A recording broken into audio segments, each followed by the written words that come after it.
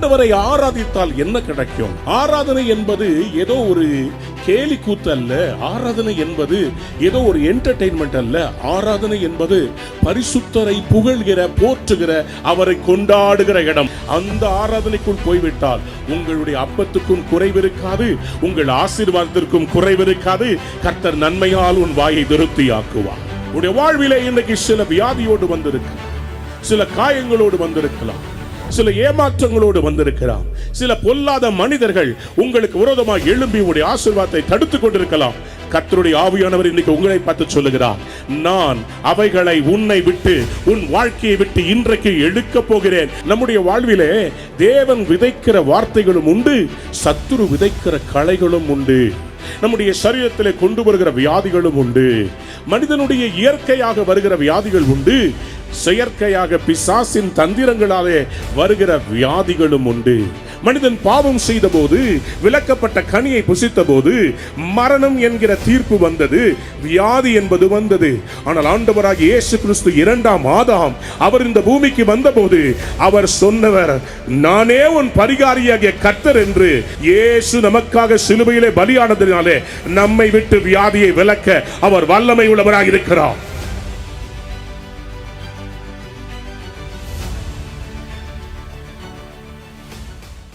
மறுபடியும் இந்த மாலை வேளையில கர்த்தர் கொடுத்த இந்த ஸ்லாக்கியத்துக்காக ஆண்டவருக்கு நன்றி செலுத்துகிறேன். கர்த்தர் நல்லவர், அவர் கிருபை என்றும் உள்ளது. எத்தனை பேர் ஆமேன்னு சொல்ல விரும்புறீங்க? இரண்டாம் நாளுக்கு வந்திருக்கிற உங்கள் ஒவ்வொருவரையும் நான் வாழ்த்துகிறேன், ஆசீர்வதிக்கிறேன். ஆண்டவர் இந்த நாளிலே ஒரு தீர்க்க தரிசனமான வார்த்தையை ஆண்டவர் என்னுடைய உள்ளத்திலே போட்டார். நான் காலையிலிருந்து ஆண்டவருடைய சமூகத்திலே காத்திருந்தேன். அறைக்குள்ளே என்னை பூட்டிக் கொண்டேன், வெளியே வரவில்லை. அறைக்குள்ளேயே நான் கர்த்தருடைய சமூகத்திலே காத்திருந்தேன். ஆவியானவர் என் உள்ளத்திலே போட்ட அந்த வசனத்தை உங்கள் மத்தியிலே ரத்தின சுருக்கமாக நான் கொண்டு வர விரும்புகிறேன். முடிவிலே கர்த்தர் உங்கள் ஒவ்வொருவருக்கும் ஒரு அற்புதத்தை செய்வார் என்பதில் எனக்கு சந்தேகமே இல்லை. இன்றைக்கு செய்திக்கு ஆதாரமாக நாம் எல்லாரும் யாத்திராகமத்தின் புஸ்தகம் 23ஆம் அதிகாரம் 25வது வசனத்திற்கு நம்முடைய தியானத்தை நாம் திருப்பிக் கொள்ளுவோம். நான் ஆண்டவருடைய நாமத்திலே சொல்லுகிறேன், இன்றைக்கு கர்த்தர் இந்த தீர்க்க தரிசன வார்த்தையை உங்கள் வாழ்விலே ஆண்டவர் நிறைவேற்றுவாராக. Exodus chapter 23 and verse 25. Worship the Lord your God. அப்பத்தையும் உன் தண்ணீரையும் ஆசீர்வதிப்பார். His blessing will be on your food and water. வியாதியை உன்னிலிருந்து விலக்குவேன். I will take away sickness from among you. யாராவது ஒரு ஆமென் சொல்றீங்களா? வேதம் சொல்லுகிறது, உன் தேவனாகிய கர்த்தரையே சேவிக்க கடவீர்கள். ஆண்டவரை ஆராதித்தால் என்ன கிடைக்கும்? சில பேருக்கு இன்னைக்கு ஆராதனையை மட்டுப்படுத்தி பேசுவது ரொம்ப சந்தோஷம். ஆண்டவர் ஜெபத்தையும் வைத்திருக்கிறார், ஆராதனையும் வைத்திருக்கிறார். இந்த பூமியில இருக்கும் வரையிலும் நமக்கு தேவை ஜெபம். பரலோகத்துக்கு போன பிறகும் நாம் செய்ய போகிறது ஆராதனை. கையை உயர்த்தி ஒரு அல்லேலூயா சொல்றீங்களா? ஆராதனை என்பது ஏதோ ஒரு கேலி கூத்து அல்ல. ஆராதனை என்பது ஏதோ ஒரு என்டர்டெயின்மெண்ட் அல்ல. ஆராதனை என்பது பரிசுத்தரை புகழ்கிற, போற்றுகிற, அவரை கொண்டாடுகிற இடம். சொல்லுங்க அல்லேலூயா.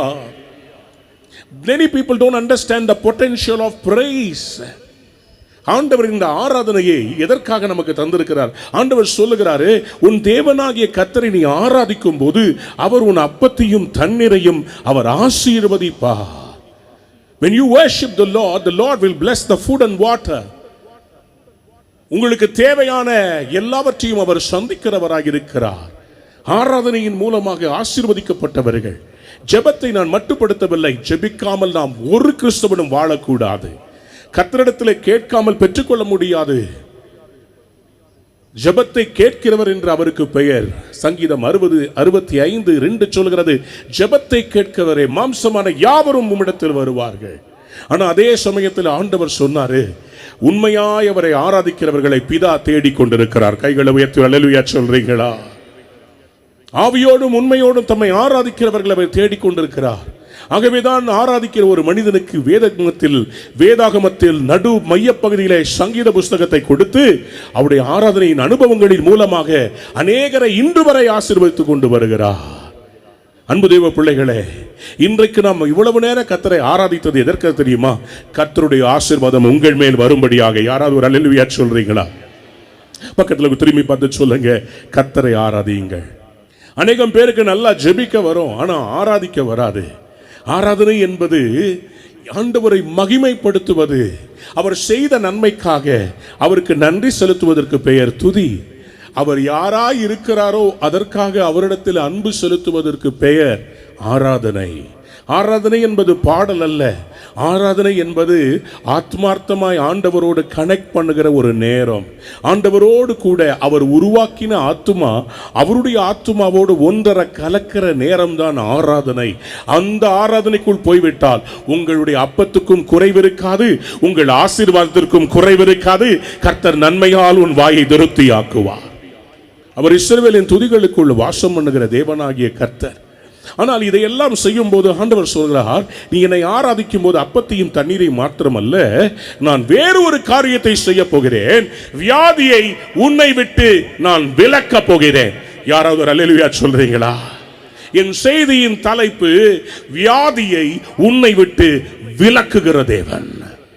The Lord who plucks the disease out of you. உடைய வாழ்விலே இன்றைக்கு சில வியாதியோடு வந்திருக்கிறார், சில காயங்களோடு வந்திருக்கலாம், சில ஏமாற்றங்களோடு வந்திருக்கலாம், சில பொல்லாத மனிதர்கள் உங்களுக்கு விரோதமாக எழும்பி உங்களுடைய ஆசீர்வாதத்தை தடுத்துக் கொண்டிருக்கலாம். கர்த்தருடைய ஆவியானவர் இன்னைக்கு உங்களை பார்த்து சொல்லுகிறார், நான் அவைகளை உன்னை விட்டு உன் வாழ்க்கையை விட்டு இன்றைக்கு எடுக்க போகிறேன். அதை நான் விலக்க போகிறேன். நான் இருந்த கையை தட்டி வாயை திறந்து ஒரு பெரிய ஆமேன் சொல்லி இருப்பேன். கைகளை தட்டிக்கிட்டே சொல்லுங்க, ஆமேன் ஆமேன். இன்று கண்ட எகிப்தியனை இனி நீ காண்பதில்லை என்று கர்த்தர் சொல்லுகிறார். வியாதியை உன்னை விட்டு விலக்குவேன். அன்பார்ந்த பிள்ளைகளே, இந்த பகுதியை நான் மூல பாஷையில் எடுத்து பார்க்கும்போது வியாதியை அதட்டுவேன்னு போடல, எடுப்பேன்னு போடல, அதை உன்னை விட்டு நான் பிடுங்குவேன். I will pluck out the disease. அப்படி என்றால் என்ன அர்த்தம்? உங்க வாழ்வில் அது கேன்சராக இருந்தாலும் சரி, அது எப்படிப்பட்ட வேதனையாக இருந்தாலும் சரி, உங்க வாழ்க்கையில உங்க சரீரத்தில் எந்த பகுதி உங்களை வேதனைப்படுத்துகிறதோ கர்த்தர் அதை இன்றைக்கு பிடுங்கி எடுக்க போகிறார். கைகளை உயர்த்தி ஒரு அல்லேலூயா சொல்றீங்களா? பிரசங்கியின் புஸ்தகம் 3ஆம் அதிகாரத்திலே 2ஆம் வசனத்தை வாசித்து பார்க்கும்போது, பிரசங்கி 3:2, a time to be born, a time to die, a time to plant and a time to pluck what is planted. நம்முடைய வாழ்விலே தேவன் விதைக்கிற வார்த்தைகளும் உண்டு, சத்துரு விதைக்கிற களைகளும் உண்டு. நம்முடைய சரீரத்திலே கொண்டு வருகிற வியாதிகளும் உண்டு. மனிதனுடைய இயற்கையாக வருகிற வியாதிகள் உண்டு, செயற்கையாக பிசாசின் தந்திரங்களாலே வருகிற வியாதிகளும் உண்டு. மனிதன் பாவம் செய்த போது, விலக்கப்பட்ட கனியை புசித்த போது மரணம் என்கிற தீர்ப்பு வந்தது, வியாதி என்பது வந்தது. ஆனால் ஆண்டவராகிய இயேசு கிறிஸ்து 2ஆம் ஆதாம் அவர் இந்த பூமிக்கு வந்தபோது அவர் சொன்னவர், நானே உன் பரிகாரியாகிய கர்த்தர் என்று. யாத்திராகமம் 15ஆம் அதிகாரம் 26 எழுதப்பட்டபடி இயேசு நமக்காக சிலுவையிலே பலியானதினாலே நம்மை விட்டு வியாதியை விலக்க அவர் வல்லமை உள்ளவராக இருக்கிறார். யாராவது வைராக்கியமா ஒரு ஆமென் சொல்லுங்க. கைகளை உயர்த்தி சொல்லுங்க, இயேசுவின் நாமத்தில் வியாதிகள் விலகுவதாக. அதனால்தான் ஆண்டவர் சொன்னார், என் நாமத்தினாலே பிசாசுகளை துரத்துவீர்கள், வியாதியஸ்தர்கள் மேல் கைகளை வைப்பீர்கள், அப்பொழுது சொஸ்தமாவார்கள். மார்க்கு 16ஆம் அதிகாரம் 17-18 ஆண்டவர் அப்படியாக சொல்லி வைத்திருக்கிறார். அன்பார்ந்த பிள்ளைகளே, இன்றைக்கு ஆண்டவர் நம்முடைய வாழ்க்கையிலே பிசாசு கொண்டு வந்த அந்த வியாதியை இன்னைக்கு ஆண்டவர் சொன்னாரு, சில சரீரத்தில் சில பலவீனங்கள், இரத்த சம்பந்தப்பட்ட சில வியாதிகளை கர்த்தர் சுகமாக்க போகிறார். யாராவது ஒரு அல்லேலூயா சொல்றீங்களா? உங்க ரத்தத்தில் சுகர் ஜாஸ்தியா இருக்குதோ, அல்ல கிரியாட்டின் லெவல் ஜாஸ்தியா இருக்குதோ, அல்லது பொட்டாசியம் ஜாஸ்தியா இருக்குதோ, சோடியம் ஜாஸ்தியா இருக்குதோ, எது அதிகமா இருக்குதோ எனக்கு தெரியல, ரத்த சம்பந்தப்பட்ட வியாதிகளை கர்த்தர் இன்றைக்கு சுகமாக்க போகிறார்.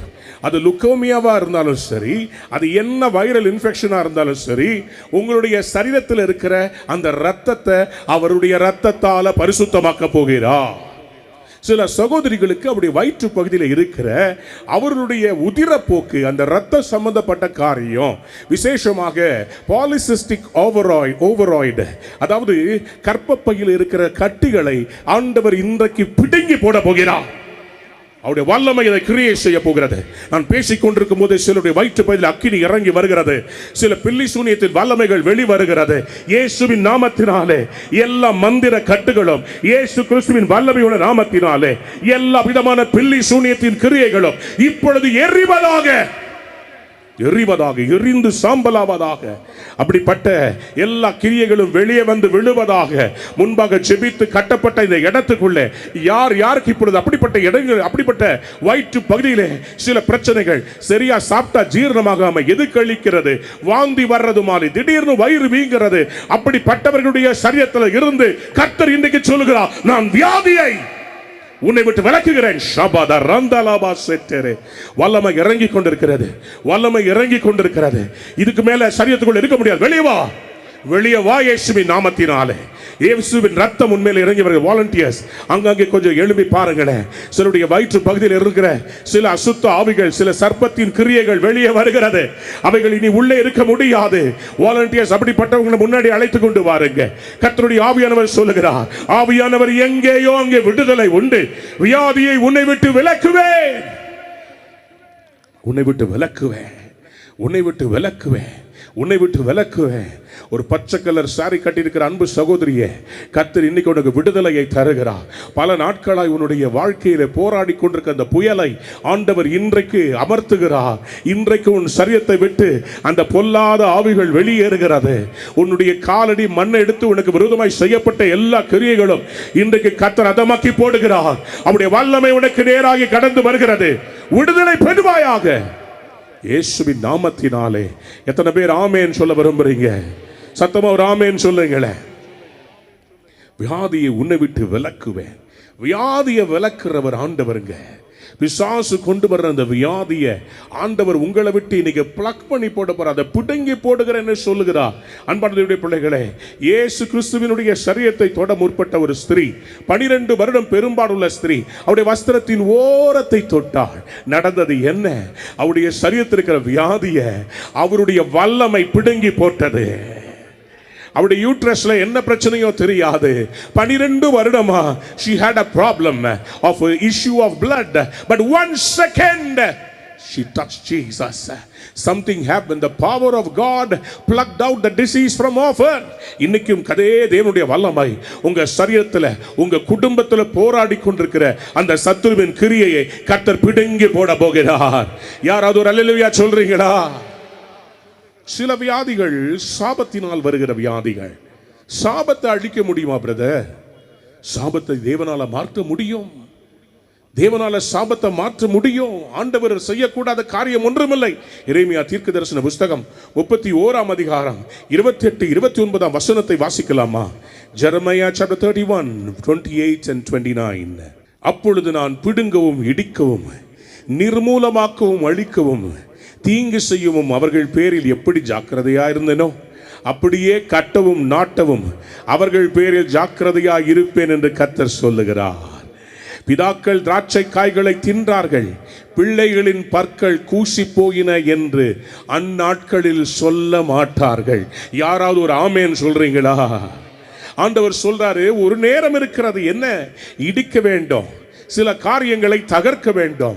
சில பலிபீடங்கள் உங்களுடைய வாழ்க்கையிலே உங்களுடைய மூதாதையர்களும் நம்முடைய முப்பாட்டன்மார்களும் அவர்கள் செய்த தவறுகள், பாவங்கள், தவறான வழிபாடுகள் நிமித்தமாக சில சாபங்கள் தலைமுறையாய் இறங்கி வருகிறது. ஒரு ஸ்கின் டிசீஸ் தலைமுறையாய் இறங்கி வருகிறது. திருவள்ளூர் பக்கத்தில் நான் ஊழியம் செய்ய போயிருந்தேன். அப்பொழுது ஒரு பெண்ணுக்கு சரீரத்தில் பாம்பு தோல் உரிவது போல அந்த மகளுக்கு சரீரத்திலிருந்து தோல் உரிந்து கொண்டே இருக்குமாம். கர்த்தரை வெளிப்படுத்தினார். கூப்பிட்டு ஜெபிக்கும் போது ஆவியானவர் சொல்லுகிறார், இதே பிரச்சனை அவருடைய வீட்டில் இருக்கிறவர்களுக்கு இருக்கிறது. அப்போ என்கிட்ட ஆண்டவர் சொல்றாரு, இன்னும் சில பெண்கள் இந்த குடும்பத்தில் இருக்கிறார்கள், இது கூட பிறந்தவள். அப்போ அந்த கூட பிறந்தவங்களை கூட்டிட்டு அவங்க அப்பாவும் அவங்க அம்மாவும் வந்தாங்க. அவங்களும் சேர்ந்து வந்து நிற்கும் போது ஆவியானுடைய வல்லமை இறங்கினது. அந்த 5 பேரும் அவங்க அந்த இடத்துல கீழே விழுந்து புழுவா துடிச்சாங்க. அவங்களுக்குள்ள இருக்கிற அந்த சர்ப்பத்தின் ஆவி சீறினது. நான் என்னுடைய குடும்பத்தினுடைய கட்டுக்குள்ளே வைத்திருக்கிறேன். நான் இந்த குடும்பத்தை சாபத்தினாலே ஆண்டு கொண்டிருக்கிறேன். தலைமுறை சாபம் இவர்கள் மேல இருக்கிறது, தோஷம் இருக்கிறது. ஆனால் அன்றைக்கு ஆண்டவர் எழுந்தருளி சொன்னார், நான் இவர்களுடைய வாழ்க்கைக்கு இந்த சாபத்தை இவர்களை விட்டு விலக்க போகிறேன். இவர்கள் பிதாக்கள் தின்ற அந்த திராட்சை பழங்கள் நிமித்தமாய் பிதாக்கள் செய்த பாவத்தை நான் இனி பிள்ளைகளிடத்தில் கேட்க மாட்டேன். ஏனென்றால் இவர்கள் சிலுவையின் நிழலில் வந்திருக்கிறார்கள். இயேசுவின் ரத்தத்தின் மூலமாக பரிகாரத்தை பெற்றிருக்கிறார்கள்.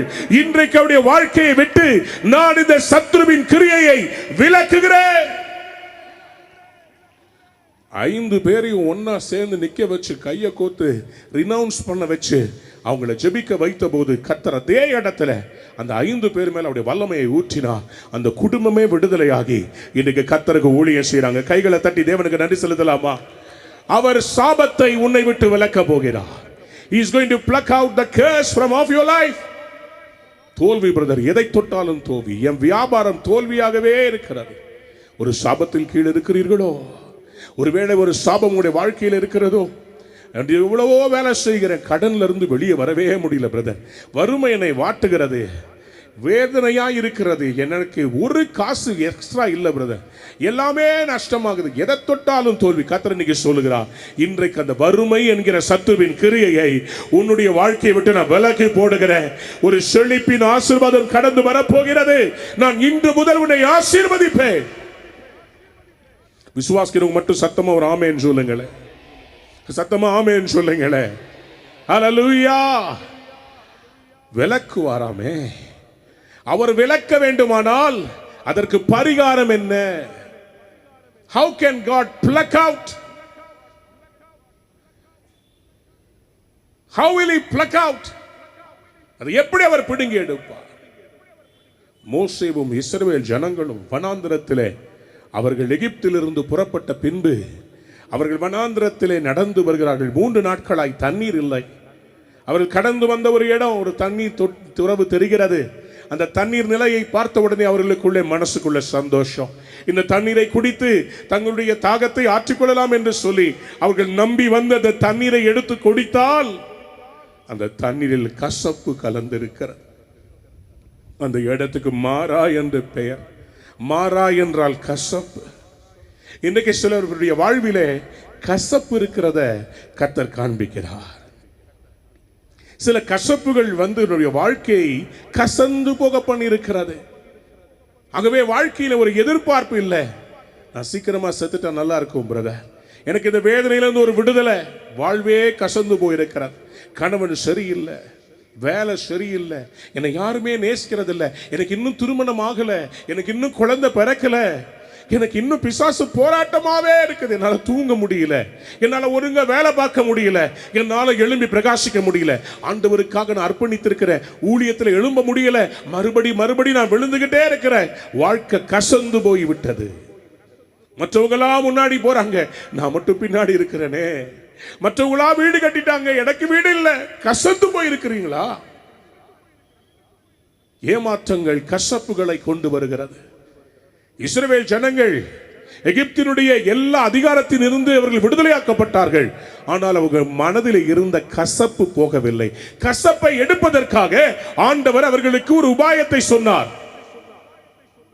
அவர்களை வெளிப்பட செய்த அந்த இரவு அவருடைய வீட்டுக்குள்ளே உட்கார்ந்து ஒரு காரியத்தை சாப்பிட சொன்னார். அவர்கள் பலி செலுத்தின அந்த பஸ்கா ஆட்டுக்குட்டிய அவர்கள் சாப்பிட வேண்டும். புளிப்பில்லாத அப்பத்தை புசிக்க வேண்டும். மட்டுமல்ல, கசப்பான கீரையை அவர்கள் இந்த சாப்பாடோடு சேர்ந்து புசிக்கணும். இப்பொழுதுதான் அமெரிக்கா தேசத்தில் யூதர்கள் மத்தியிலே ஆராதனை எடுக்கும்படி கர்த்தர் எனக்கு ஒரு கிருபை கொடுத்திருக்கிறார். ஒரு அல்லேலூயா சொல்றீங்களா? அந்த யூதர்களுக்கு நான் யூத பாட்டை பாடல, ஹீப்ரூல பாடல, தமிழ் பாட்டை பாடினேன். நன்றி பலிகளை அவங்க பாடுறதை நீங்க பார்க்கணுமே. 4000 யூதர்கள் கைகளை தட்டி நன்றி பலிகள்னு பாடினாங்க. தேவன் நம்முடைய நாட்டிலிருந்து நம்மை தேசங்களுக்கு வெளிச்சமா வச்சிருக்காங்க. யாராவது ஒரு அல்லேலூயா சொல்றீங்களா? அப்போ அவங்க அந்த பஸ்காவுடைய அந்த போஜனத்தை புசித்தார்கள். மேஜையிலே அவர்கள் புசித்த அந்த காரியத்திலே பார்த்தா அந்த பிட்டர் ஹர்ப்னு ஒன்று இருக்குது. பயங்கர கசப்புங்க, பயங்கரமான காரம். அதை ஆண்டவர் புசிக்க சொன்னார். 400 வருடமாய் அவர்கள் மேல் இருந்த அவர்கள் வாழ்க்கையில் இருந்த கசப்பு இன்றோடு முடிகிறது. யாராவது ஒரு அல்லேலூயா சொல்ல மாட்டேன்றீங்களே? இந்த இரவு உங்களுக்கு அற்புதத்தின் விடுதலையின் இரவு. எப்படி 430 வருடங்கள் கழித்து ஒரு இரவிலே கர்த்தர் அவர்களை வெளியே புறப்பட பண்ணினாரோ, உங்களையும் இந்த இரவு இந்த மைதானத்தை விட்டு நீங்க வெளியே போகும்போது உங்கள் கசப்புகளை எல்லாம் பிடுங்கி எடுத்து, யாராவது ஒரு அல்லேலூயா சொல்ல மாட்டேன்றீங்களே? சத்தமா ஆமென் சொல்லுங்களே. எல்லாரும் சொல்லுங்க, கசப்பு வெளியேறு. யாத்திராகமம் 12ஆம் அதிகாரம் 8ஆம் வசனத்தில் எழுதப்பட்டிருக்கிறது, the bitterness they had to eat the bitter, they had to eat the bitterness because God wanted to pluck out the bitterness from their life. அவர் அதுவரைக்கும் முறுமுறுத்தே பழகப்பட்டுட்டாங்க. எகிப்தியருக்கு விரோதமாய் முறுமுறுத்தா பரவாயில்ல, தங்களை வெளிப்பட பண்ணின தங்கள் தேவனாகிய கர்த்தருக்கு விரோதமாய் அவர்கள் முறுமுறுத்தார்கள். மாராவுக்கு கர்த்தர் ஏன் கொண்டு போனாருங்க? அவர்களை அந்த மாராவுக்கு கொண்டு போனது எது? மேகம் அல்லவா? பகலிலே அக்கினி ஸ்தம்பம், பகலிலே மேக ஸ்தம்பம், இரவிலே அக்கினி ஸ்தம்பமாய் அவர்களை முன்னடத்தின மேகம் தானே அந்த தண்ணீரிடத்திலே கொண்டு போனது. அங்கே போய் அந்த பிரச்சனையை பார்க்கும்போது, ஏன் இங்கே கொண்டு வந்தீர் என்று கேட்க கூடாது, இந்த இடத்திலே எனக்கு என்ன அற்புதம் செய்ய போகிறீர் என்றல்லவா. இன்னைக்கு நம்ம பல பேர் செய்யற தப்பு அதுதானே. நம்ம வாழ்க்கையில நம்ம சில தீர்மானங்களை, சில முக்கியமான பிரச்சனைகள் வரும்போது, ஏன் ஆண்டவரே, எதற்கு ஆண்டவரே இதை அனுமதித்தீர்? அவருடைய அநாதி ஞானத்தில் அவருக்கு தெரியாதா உனக்கு முன்பாக வருகிற சிங்கத்தை கொல்ல உனக்கு வல்லமை உண்டு என்பதை அவர் அறிந்தவராயிருக்கிறார். யாராவது ஒரு அல்லேலூயா சொல்றீங்களா? சிங்கம் வந்தாலும் கோலியாத்து வந்தாலும் தேவனுடைய திட்டம் இல்லாமல் எதுவும் என்னை தேடி வராது. நானாக சேர்க்கிற, நானாக பார்த்து தெரிந்தெடுக்கிற யுத்தங்கள் வேறு. ஆனால் தேவன் எனக்காக நியமித்த யுத்தங்கள், எனக்காக தேவன் கொடுக்கிற ப்ரமோஷன்கள். யாரோ அது ஒரு பெரிய அல்லேலூயா சொல்ல மாட்டேன்றீங்களே? சத்தமா ஆமென் சொல்ல மாட்டேன்றீங்களே? ஹல்லேலூயா. God chooses you for the battle. ஆண்டவர் தான் மாரா கிட்ட கொண்டு வந்தார். யாத்திராகமம் 15ஆம் அதிகாரத்தில் ஆண்டவர் இந்த இஸ்ரவேல் ஜனங்களுக்கு அவர் பேசி சொல்லுகிறார். இந்த மாரா கிட்ட வரும்போது அவர்கள் முறுமுறுக்கிறார்கள். முறுமுறுக்கிற ஜனங்களுக்கு கர்த்தர் சொல்லுகிற காரியம்தான், மோசே ஆண்டவரை நோக்கி கதறினார்.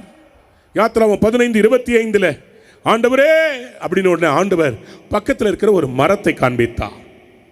அந்த மரத்திலிருந்து ஒரு கிளையை வெட்டி இந்த தண்ணீரிலே போடுகிறார்.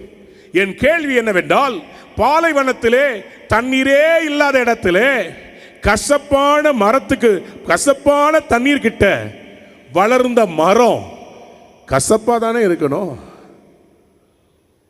கசப்பான தண்ணீர் கிட்ட வளர்ந்த மரம் கசப்பா தானே இருக்கணும்? ஆனா அந்த கசப்பான தண்ணீர் கிட்ட மதுரமான ஒரு மரம் நின்னுக்கிட்டு இருந்துச்சு. இவர்களுக்காக காத்து கொண்டிருந்தது. ஆதியாகமத்தின் புஸ்தகத்திலே மனிதன் விழுந்தது ஒரு மரத்தாலே. இந்த மரத்தின் கனியை புசிக்காதே, புசித்தான் வாழ்க்கையில பாவம் என்கிற கசப்பு வந்தது. அந்த கசப்பின் விதைகள் உள்ளே போனது. ஆனால் அந்த மாரா கிட்ட ஒரு மரம் நின்றது. அந்த மரத்தினுடைய கிளையை வெட்டி அந்த தண்ணீரிலே போட்டபோது அந்த மரத்தின் கிளை அத்தனை கசப்பையும் தனக்குள் உறிந்து கொண்டு தன்னிடத்தில் இருக்கிற மதுரத்தை கொடுத்தது. யாராவது புரிஞ்சவங்க மட்டும் கைகளை தட்டி, அது யாருன்னு தெரிஞ்சவங்க மட்டும் கைகளை தட்டி அவருடைய பெயரை உரக்க சொல்லுங்க, இயேசு. ஆகவேதான் கலாத்தியர் 3ஆம் அதிகாரம் 13ஆம் வசனம் சொல்லுகிறது, மரத்திலே தூக்கப்பட்ட எவனும் சபிக்கப்பட்டவன் என்று எழுதியிருக்கிறபடி கிறிஸ்து நமக்காக சாபமானார். அந்த மரத்திலே அவர் தொங்கினார். நம்முடைய கசப்பை எல்லாம் காடியிலே வாங்கி உரிந்து விட்டு அவர் சொன்னார், எல்லாம் முடிந்தது, இட்ஸ் ஓவர். இந்த இரவு உங்களை விட்டு கசப்பை எடுத்து போட விரும்புகிறார். யாராவது ஒரு அல்லேலூயா சொல்றீங்களா? கசப்பான இருதயம் கர்த்தரை ஆராதிக்க முடியாது. கசப்பான இருதயம் தேவனிடத்தில் ஜெபிக்க முடியாது. கசப்பான இருதயத்திலிருந்து ஆராதனை வராது. துதித்தலும் சபித்தலும் ஒரே ஊற்றிலிருந்து வராது. இன்னைக்கு கர்த்தர் நம்முடைய ஆராதனையை மாற்ற விரும்புகிறார். கர்த்தர் நம்முடைய ஜெபத்தை மாற்ற விரும்புகிறார். கர்த்தர் நம்முடைய இருதயத்தை மாற்ற விரும்புகிறார். உங்க பிரச்சனையை பார்த்தா கர்த்தர் இன்னைக்கு துதிக்க சொல்லுகிறார். உங்க அப்பத்தையும் தண்ணீரையும் அவர் ஆசீர்வதித்து மாறாவை மதுரமாய் மாற்ற போகிறார். நகோமி சொன்னாள், என்னை மாறா என்று அழையுங்கள். அவளுக்கு தெரியவில்லை, அவள் வாழ்விலே ஏற்பட்ட எல்லாமே சரித்திரம் படைப்பதற்காக.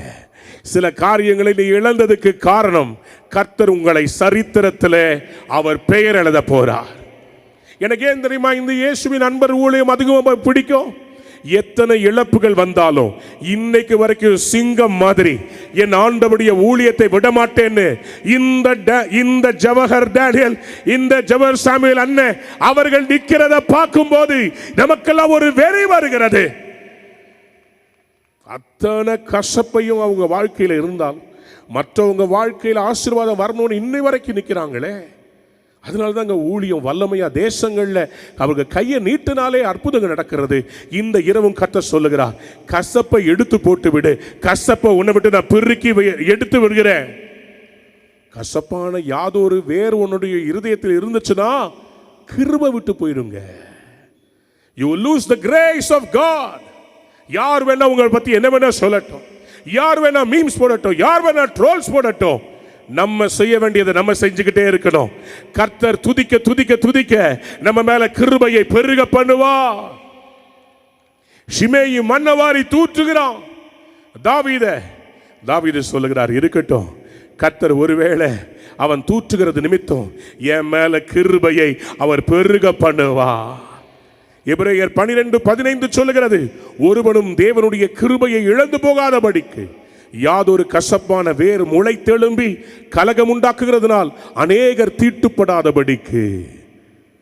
நம்முடைய பிரசங்கமும் இந்த பலிபீடமும் தேவனை மகிமைப்படுத்த இருக்கிறது. மற்ற ஊழியர்களையும் ஊழியங்களையும் தாக்குவதற்காக அல்ல, தூக்கி பிடிப்பதற்காக தான் கர்த்தர் நமக்கு தோள்களை கொடுத்திருக்கிறார். யாராவது ஒரு அல்லேலூயா சொல்றீங்களா? ஆகவேதான் இந்த ஊழியம் அநேகரை எழுப்பி இருக்கிறது. இந்த ஊழியத்தின் விதைகளில் நானும் ஒரு கனியாக நிற்கிறேன். கர்த்தர் இன்னைக்கு உங்களை அப்படி மாற்ற விரும்புகிறார். இந்த கோவை பட்டணத்தில் ஒரு எழுப்புதல் வரப்போகிறது. என்னங்க இவ்வளவுதான் ஆமேன்னு சொல்லுவீங்களா? நானா இருந்தா ஒரு 10 நிமிஷம் கை தட்டி இருப்பீங்கன்னு நினைச்சேன். நான் நல்ல கரங்களை தட்டி ஒரு பெரிய அல்லேலூயா சொல்லுங்க பாப்போம்.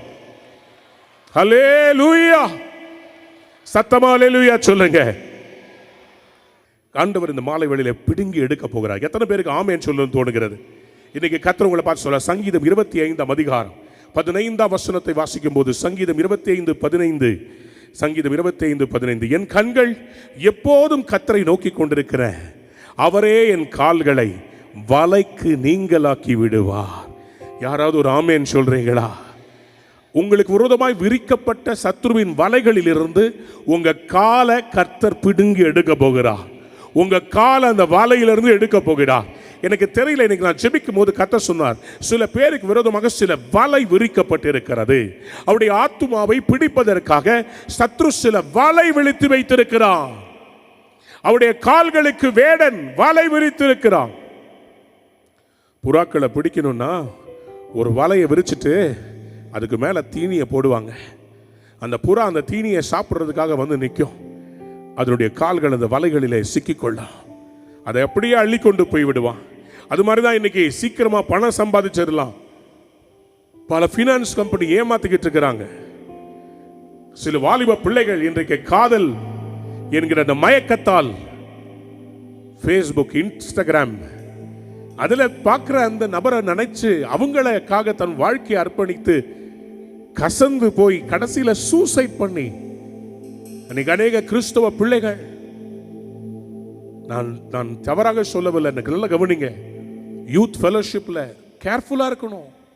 பரிசுத்தம் அவசியம். மியூசிக் வாசிக்கும் போது, பாடும்போது பரிசுத்த அலங்காரத்துடனே அவரை தொழுது கொள்ளுங்கள் என்று வேதம் சொல்லுகிறது. அப்புறம் பிரேக் ஆகும்போது என்ன ஆகும்னா அந்த கசப்பு வந்துடும். வாழ்க்கையில ஏமாற்றங்கள் கசப்பை கொண்டு வரும். G major. ஆண்டவர் இன்னைக்கு அந்த கசப்பை எடுத்து போட போகிறார். இன்னைக்கு அவருடைய வல்லமை இறங்கி வரப்போ எத்தனை பேர் ஆமேன்னு சொல்ல விரும்புறீங்களா? சங்கீதம் கொஞ்சம் சாஃப்டா, சங்கீதம் 91:3 சொல்லுகிறது, surely he will save you from the fowler's snare. அவருடைய வேடனுடைய கண்ணிக்கு தப்புவிப்பார். பாழாக்கும் கொள்ளை நோக்கி தப்புவிப்பார். கசப்ப அவர் பிடுங்கி எடுக்கிறார். ஆண்டவர் சொல்றாரு, நான் ஒரு சீசன் இருந்துச்சு, நான் உன்னை சில இடங்களிலிருந்து பிரித்து எடுத்தேன். நான் உன்னை அந்த இடத்துல இருந்து பிடுங்கி எடுத்தது நான் தான். நான் வேற ஒரு இடத்துல உன்னை நாட்ட போகிறேன். மேன்மையான இடத்துல உன்னை நாட்ட போகிறேன். எத்தனை பேர் ஆமென் சொல்ல விரும்புறீங்க? உங்களுக்கு விரோதமாய் உருவாக்கப்பட்ட எல்லா மாந்திரங்களும் தந்திரங்களும் இந்த இரவு கர்த்தர் பிடுங்கி எடுக்க போகிறார். இருக்கிற இடத்துல எழும்பி நில்லுங்க. யோவான் எழுதின சுவிசேஷம் 10ஆம் அதிகாரம் 28ஆம் வசனத்திலிருந்து 30ஆம் வசனம் முடிய. யோவான் 10ஆம் அதிகாரம் 28ஆம் வசனத்திலிருந்து, நான் அவைகளுக்கு நித்திய ஜீவனை கொடுக்கிறேன், அவைகள் ஒரு காலும் கெட்டு போவதில்லை, ஒருவனும் அவைகளை என் கையிலிருந்து பறித்துக் கொள்வதில்லை. உங்களை உள்ளங்கையிலே பதித்து வைத்திருக்கிறார், பொறித்து வைத்திருக்கிறார். He has engraven you in the palm of his hand. இன்னைக்கு அவர் உங்களை பார்த்து சொல்றார், வியாதியை உன்னை விட்டு விலக்குவேன். உனக்கு விரோதமாய் எழும்பின சத்துருக்களை உன்னை விட்டு விலக்க போகிறேன். உனக்கு விரோதமாய் வந்த சாபத்தை உன்னை விட்டு விலக்க போகிறேன். எனக்கு இந்த இரவு ஒரு அற்புதம் வேணும். எனக்கு இந்த இரவு ஒரு அற்புதம் வேணும். வயிற்றுல பிரச்சனையோட, அந்த பிரச்சனையோட இருக்கிறவங்க, நைட்ல தூங்க முடியறதில்லை, பாம்பு கனவா வருகிறது அப்படின்றவங்க, சரியான ஜீரணம் இல்லை, உதிரப்போக்கு இருக்கிறது அப்படின்றவங்க, கனவு நைட்ல தூக்கமே இல்லை பிரதர், கையை உயர்த்தி காமிங்க. உங்களுக்காக நான் ஜெபிக்க விரும்புகிறேன். நல்லா கையை உயர்த்துங்க, கையை உயர்த்துங்க, கையை உயர்த்துங்க. ஆமா, லைட்ஸ் அவங்க மேல போடுங்க. கையை உயர்த்தினவங்க ஒரு நிமிஷம் முன்னாடி வர முடியுமா? முன்னாடி வாங்க, சீக்கிரமா வாங்க, சீக்கிரமா வாங்க. இந்த கிரீன் மேட் கிட்ட வாங்க. உங்களுக்காக நான் ஜெபிக்க விரும்புகிறேன்.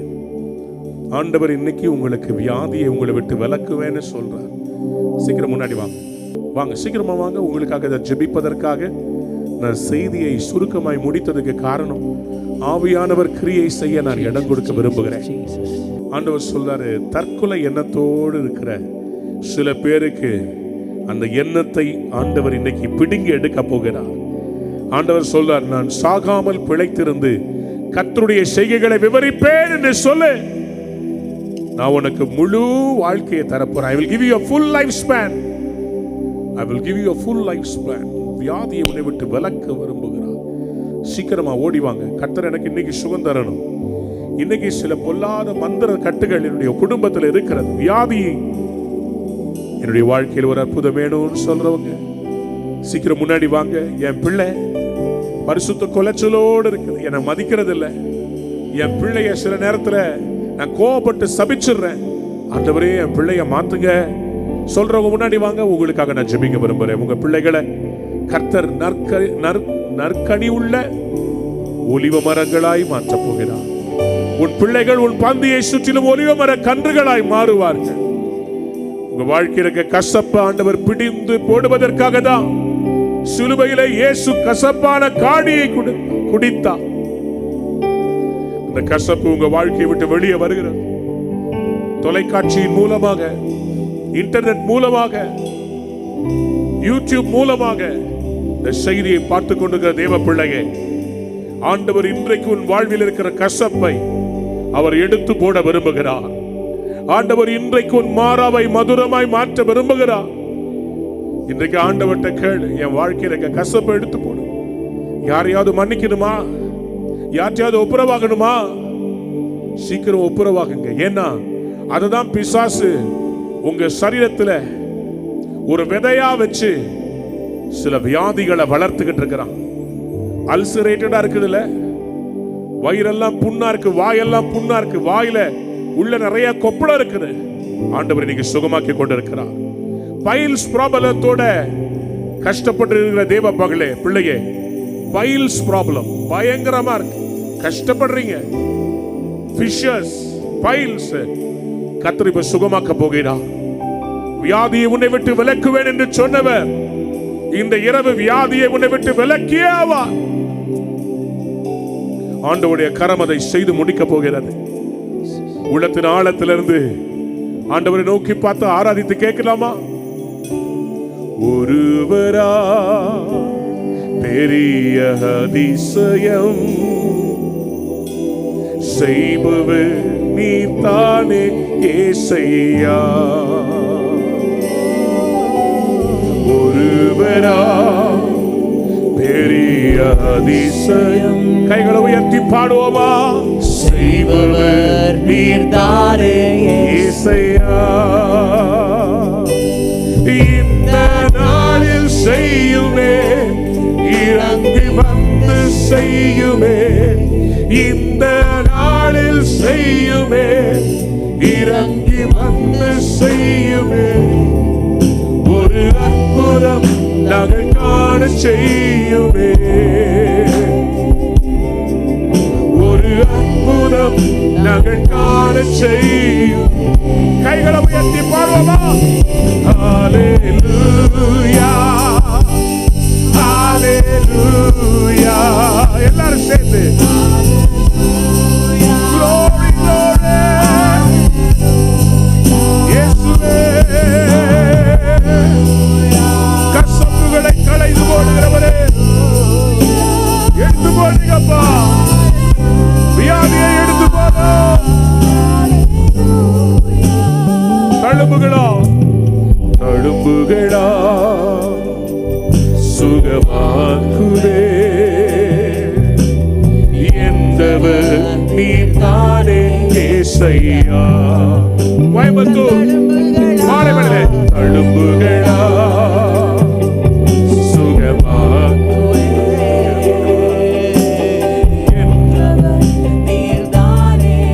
ஏசையா, இந்த நாளே, இந்த நாளில் செய்யுமே.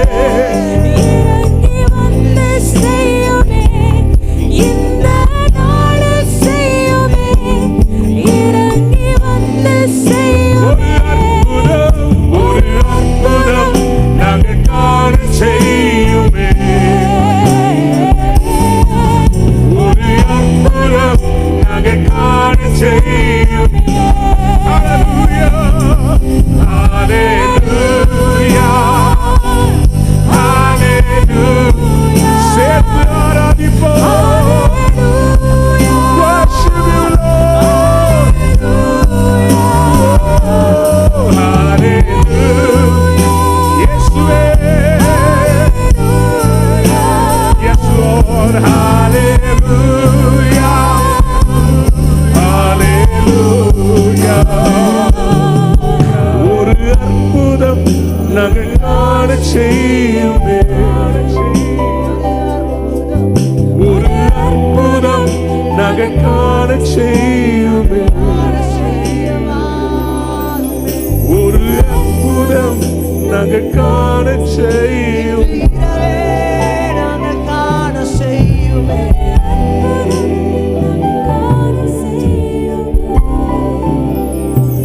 முன்னாடி வந்தவங்க அப்படியே கைகளை உயர்த்தி பிடிங்க.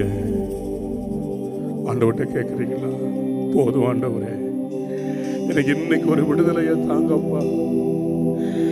வியாதியை உன்னை விட்டு விலக்குவேன் இன்னைக்கு வாக்குத்தத்தம் பண்ணீங்களேப்பா. இந்த கோவை பெருந்த பெருவிழாவில் 2வது நாள்ல தாகத்தோடு நான் வந்திருக்கிறேன். ஆண்டவரே, இன்னைக்கு எனக்கு ஒரு விடுதலையை தாங்க. ஷகபா பாபா, நான் யாந்தார வாயை திறந்து கூப்பிடுங்க. சத்தமா கூப்பிடுங்க, சத்தமா கூப்பிடுங்க. உங்களுடைய நேரம் இது, உங்களுடைய நேரம். அவர் அற்புதம் செய்கிற நேரம். எஸ் எஸ் பிரதர், கர்த்தர் சொல்றாரு, அந்த துன்மார்க்கனை நீ பார்க்க மாட்ட. அந்த துன்மார்க்கன் இனி உன் வழியாய் வருவதில்லை. நான் அவனை உன்னை விட்டு விலக்கி போட்டேன். இனி நீ வெட்கப்பட்டு தலை கொண்டு நிற்பதில்லை. உனக்கு விரோதமாய் ஒரு வழியாய் வந்த சத்துரு 7 வழியாக ஓடி போகிறான்.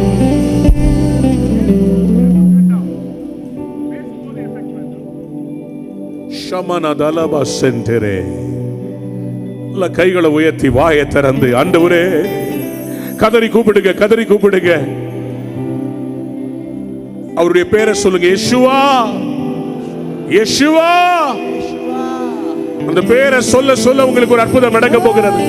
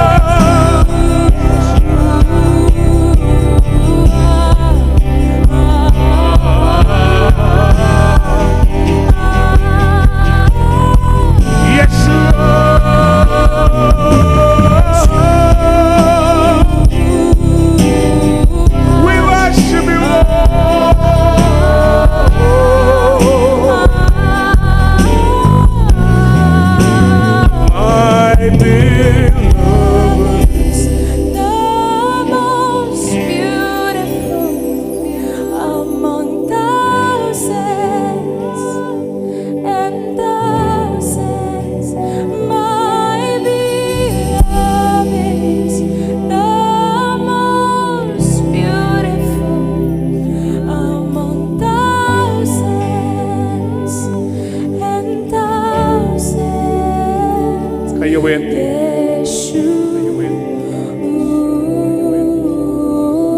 கண்ணை மூடி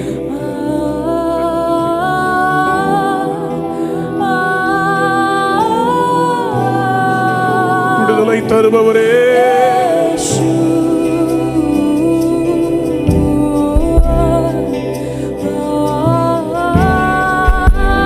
உம் நாமத்தில்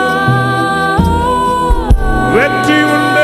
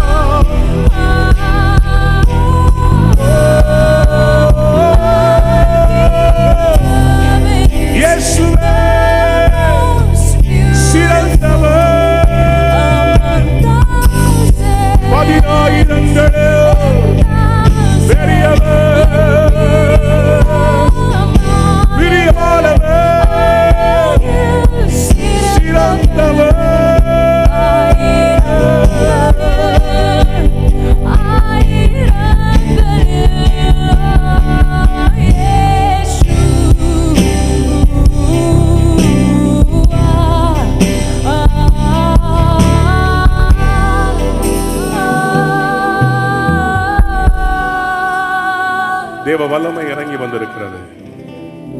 உங்களுடைய வலது கரத்தை எடுத்து உங்களுடைய தலை மேல அப்படியே வைங்க. கர்த்தருடைய கரம் உங்க மேல இப்ப இறங்கி வந்திருக்கிறது. Lord, send your fire, break every chain,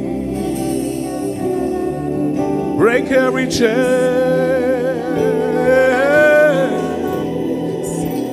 There is power in the name of Jesus. இயேசுவின் நாமத்தில் வல்லமை உண்டு. கட்டுகளை உடைக்கும், கட்டுகளை கட்டுகளை உடைக்கும், கட்டுகளை கட்டுகளை உடைக்கும், கட்டுகளை உடைக்கும்.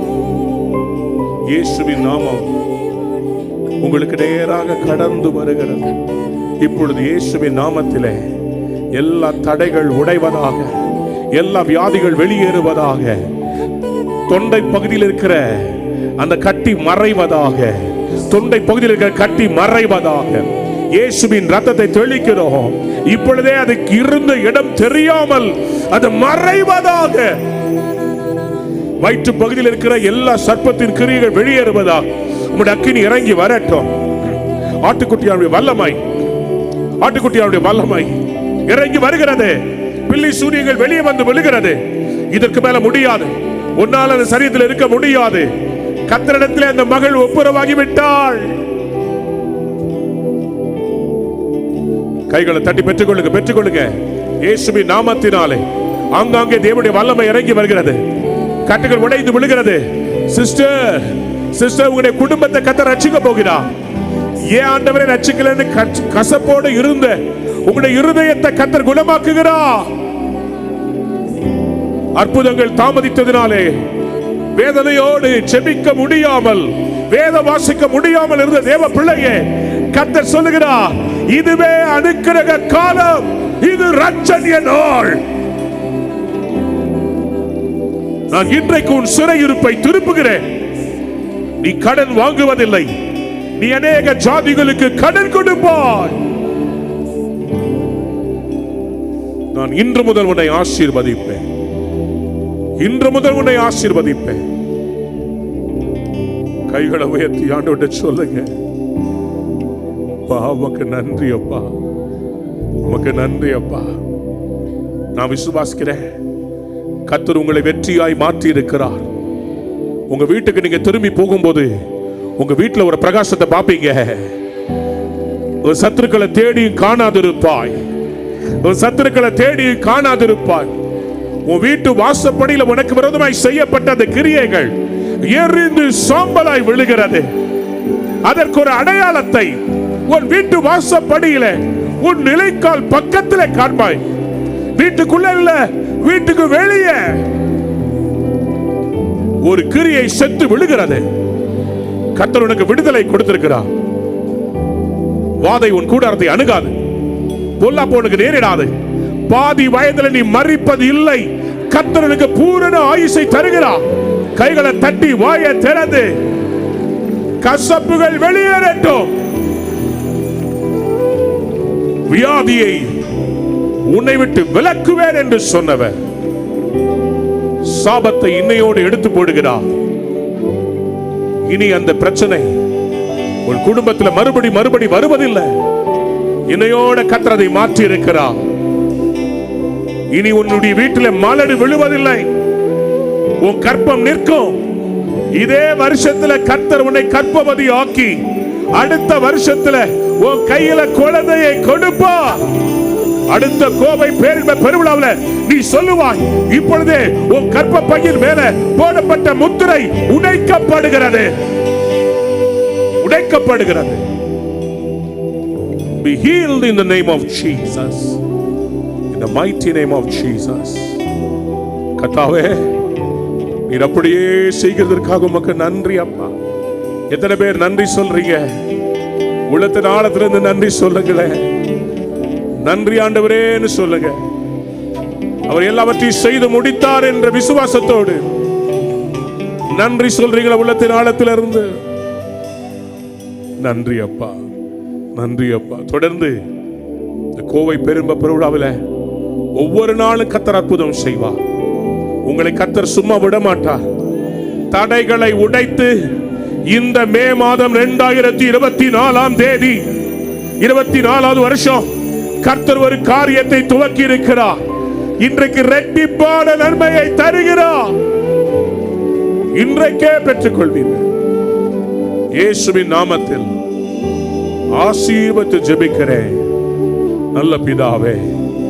ஆமென், ஆமென், ஆமென்.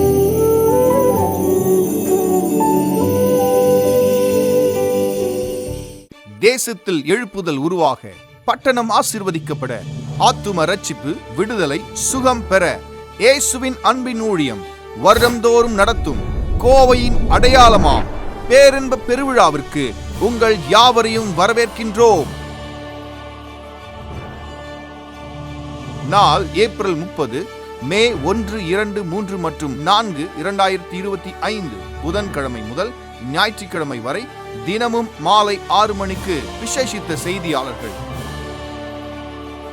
மற்றும் ஆராதனை வீரர்களோடு இணைந்து அற்புதத்தின் நாட்களை ஆவியில் அனுபவித்து திருவிழாவை கொண்டாட திரளாய் புறப்பட்டு வாருங்கள். இடம் CSI ஆண்கள் மேல்நிலைப்பள்ளி மைதானம், கோவை ரயில் நிலைய பின்புற நுழைவாயில் எதிரில், வெரைட்டி ஹால் ரோடு, கோயம்புத்தூர் 1.